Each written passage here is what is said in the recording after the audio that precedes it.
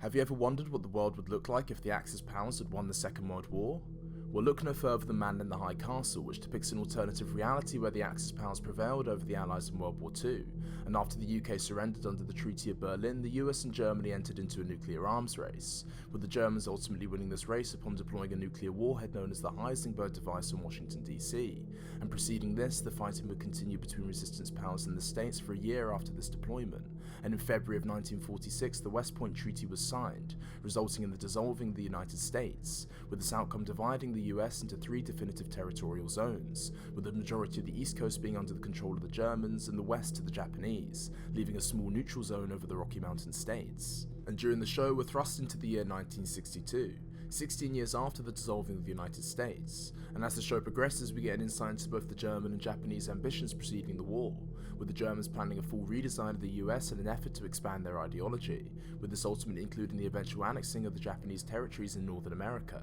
however in their way as a resistance movement hell-bent on ending the regime in the East, and throughout the series we watch their perils as they seek to do just that. Now I don't want to spoil too much as I'd like to keep this as a general recommendation, but I can't recommend it enough that you give Man in the High Castle a watch. Well, I hope you guys enjoyed, and I hope you guys have a great rest of your day, evening, whatever, and Man out.